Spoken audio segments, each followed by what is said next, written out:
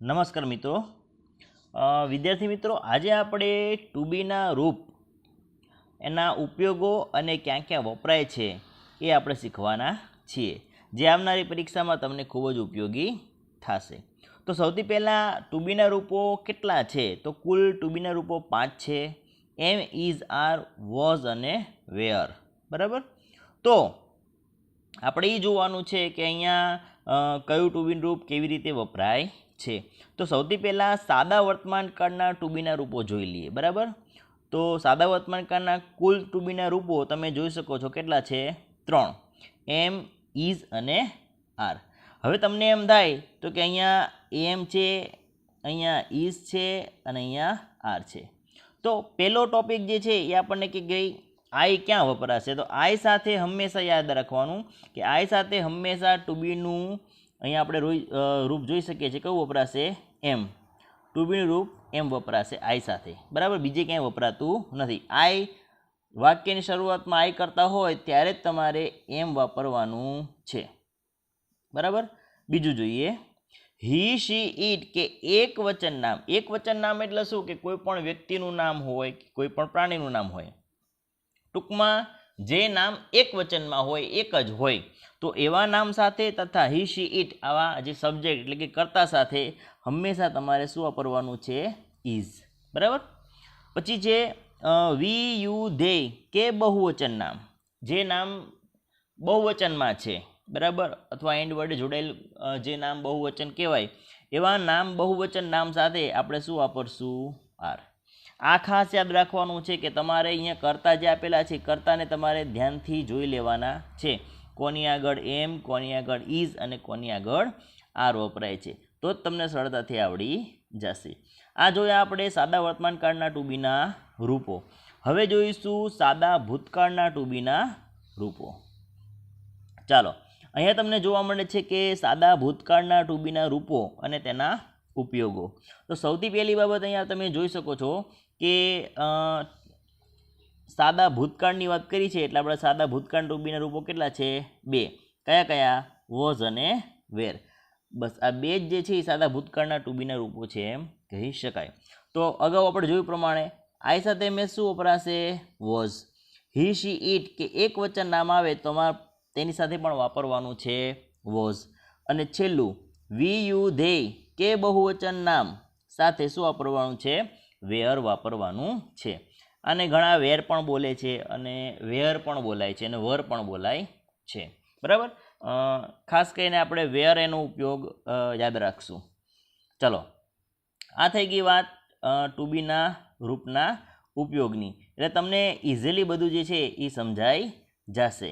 હવે આપણે એની ખાલી જગ્યા જોઈએ એટલે આપણને વધુ ખ્યાલ આવે કે એના જવાબ કઈ રીતે આવે.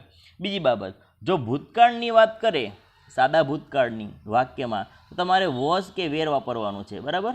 અને સાદા વર્તમાન કાળની વાત કરે તો તમારે એમ, ઇઝ કે આર વાપરવાનું છે. એ કઈ રીતે ખબર પડે એ આપણે વાક્ય જોઈશું એટલે આપણને સમજાઈ જશે. ચાલો આપણે વાક્ય જોઈએ. તો અહીં તમે જોઈ શકો છો અલગ અલગ વાક્યની અંદર તમને અહીં કુલ 12 ખાલી જગ્યા આપેલી છે, એટલે તમને ઇઝીલી સમજાઈ જશે. ઓકે, આ ખાલી જગ્યાને આપણે જરાક ઝૂમ કરી દઈએ તો આપણને વ્યવસ્થિત રીતે સમજાઈ જશે. અને એમને પણ તમને દેખાય છે એટલે કંઈ જરૂર પડશે નહીં. હવે તમને અહીંયા ખાલી જગ્યા જોવા મળે છે અને ખાલી જગ્યામાં પહેલી સૂચના આપેલી છે. સૂચનાની અંદર તમે જોઈ શકો છો કે ખાલી જગ્યા પૂરવાની છે. પણ અહીંયા તમે કૌંસની અંદર જો ઓપ્શન જો આવો, એમ, ઇઝ, વોઝ, વેર અને આર, આ 4 ઓપ્શન તમને આપી દીધા છે અને ઓપ્શન પ્રમાણે આ 12 ખાલી જગ્યા જે છે એ તમારે પૂરવાની છે. અને પૂરવા માટે તમારે જાજુ કાંઈ કરવાનું છે નહીં. નિયમ જોતા જાઓ અને ખાલી જગ્યા પૂરતા જાઓ. સિમ્પલ અને સહેલી રીત છે. તો ચાલો આપણે શરૂ કરીએ એટલે આપણને ખ્યાલ આવે. તો સૌથી પહેલી બાબત, પહેલી ખાલી જગ્યા છે. શું આપેલું છે એમાં? ટુડે ખાલી જગ્યા સેટરડે. ટુડે એટલે શું થાય? આજે. આજે એટલે વર્તમાન કાળ સમજવાનું. બરાબર. એટલે ટુડે અહીં કોઈ કરતા નથી, પણ ટુડે એક કાળદર્શક શબ્દ છે, એટલે કોઈ પણ કાળદર્શક સાથે હંમેશા એક વચન ટુ બી રૂપ ઇઝ આવે છે. તો ખાલી જગ્યામાં ઇઝ. બીજો પ્રશ્ન છે યસ્ટરડે. યસ્ટરડે એટલે ગઈકાલે, ભૂતકાળ થઈ ગયો. તો હમણાં કીધું એ પ્રમાણે કે કાળદર્શક સાથે હંમેશા સાદા વર્તમાન કાળમાં ઇઝ અને સાદા ભૂતકાળમાં વોઝ વપરાય છે. પણ જો વાક્યની શરૂઆતમાં કાળદર્શક શબ્દ આવે તે આપેલા હોય તો, બરાબર. તો આપણે બીજી ખાલી જગ્યા જોઈ લીધી, ત્યાં આવશે વોઝ. ઓકે, હવે એક ખાસ યાદ રાખવાનું છે, ધીઝ યર શબ્દ આવે એટલે સમજવાનું કે સાદા વર્તમાન કાળનો શબ્દ છે. અને બીજું નીચે આપેલું છે લાસ્ટ યર, તો જ્યારે લાસ્ટ શબ્દ આવે એટલે સમજવાનું કે ભૂતકાળની વાત કરે છે. તો અહીંયા ધીઝ યર છે એ વર્તમાન કાળની વાત થઈ ગઈ. તો વર્તમાન કાળ હોય એટલે ખાલી જગ્યાએ પહેલાં એક કરતા કોણ આપેલો છે? આઈ. તો આઈ સાથે શું આવશે? એમ. તો આ રીતેનો જવાબ એમ આવશે. પાછળના વાક્યને આપણે જોવાની જરૂર પડશે નહીં, બસ આગળથી આપણને ખ્યાલ આવી જશે. હા, કેટલાક વાક્યમાં કાળ શબ્દ પાછળ આપેલા હોય તે પ્રમાણે જોવાનું છે. ઓકે, ચોથી ખાલી જગ્યા આપેલી છે લાસ્ટ યર. લાસ્ટ શબ્દ આવે એટલે ભૂતકાળ થઈ ગયો અને વાક્યની શરૂઆતનો કરતા કોણ છે? આઈ. તો આઈ સાથે શું વાપરી છે? વોઝ. અગાઉ આપણે નિયમ જોઈ ગયા.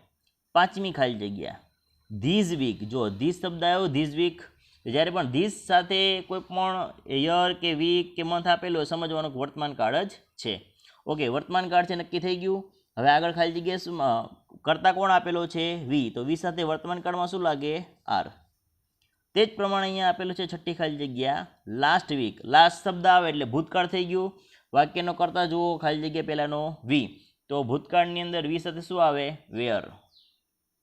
ચલો, ત્યાર પછી સાતમી ખાલી જગ્યા માય ફ્રેન્ડ્સ. ઓકે, અહીંયા માય ફ્રેન્ડ્સ જે છે કેવું નામ છે? બહુવચન, કેમ કે પાછળ એસ આપેલો છે. હવે માય ફ્રેન્ડ્સ ખાલી જગ્યા હિયર ટુડે. અહીં ટુડે આપી દો એટલે ખબર પડી કે સાદો વર્તમાન કાળ છે. ટુડે એટલે આજે થાય. તો સાદો વર્તમાન કાળ હોય ને આગળ બહુવચન નામ છે એટલે જવાબમાં શું આવશે? આર. તે જ પ્રમાણે આઠમી ખાલી જગ્યા ધે ખાલી જગ્યા નોટ હિયર યસ્ટરડે. અહીં જો શબ્દ આપેલો યસ્ટરડે એટલે ગઈકાલે, ભૂતકાળ થઈ ગયું. વાક્યની શરૂઆતમાં શું આપેલું છે? ધે. તો ભૂતકાળમાં ધે સાથે શું વપરાય? વેર. આ પ્રમાણે પછી આઠમી ખાલી જગ્યા જોઈ લીધી. હવે નવમી ખાલી જગ્યા વી ખાલી જગ્યા ઓન પ્લેગ્રાઉન્ડ નાવ. ઓકે, અહીંયા નાવ જે છે એ આમ ચાલુ વર્તમાન કાળનો શબ્દ છે, પણ એ આપણે વર્તમાન તરીકે લઈએ એટલે અહીંયા શું આવશે? વી સાથે આર. ત્યાર પછી દસમી ખાલી જગ્યા વી ખાલી જગ્યા in the garden in the morning. In the morning એટલે સવારમાં, એટલે વાત વીતી ગઈ છે એવું બતાવે છે. તો જ્યારે પણ આ રીતે આવે ઇન ધ મોર્નિંગ સવારની વાત, ત્યારે અહીંયા વી કરતા છે એટલે ભૂતકાળ બની ગયું એટલે એની સાથે વપરાશે વેર. 11મી ખાલી જગ્યા માય ફાધર ખાલી જગ્યા ઇન અહેમદાબાદ ટુડે. ટુડે એટલે વર્તમાન કાળ ગણનો, આજે. બરાબર, ટુડે એટલે આજે ને વર્તમાન કાળ છે. વર્તમાન કાળ હોય ને આગળ જો નામ માય ફાધર એક વચન નામ છે તો ઇઝ. 12મી ખાલી જગ્યા જોઈ લઈએ માય ફાધર ખાલી જગ્યા ઇન વડોદરા યસ્ટરડે. યસ્ટરડે એટલે ગઈકાલે. બરાબર, એટલે આ શબ્દ થઈ ગયો ભૂતકાળનો અને આગળ શબ્દ છે માય ફાધર એક વચન નામ છે એટલે અહીંયા આવશે વોઝ. તો આ પ્રમાણે આપણે ખાલી જગ્યા જે છે એકદમ સહેલાઈથી પૂરી શકીએ છીએ. મને આશા છે કે તમને સમજાઈ ગયું હશે. ધન્યવાદ. Thank you.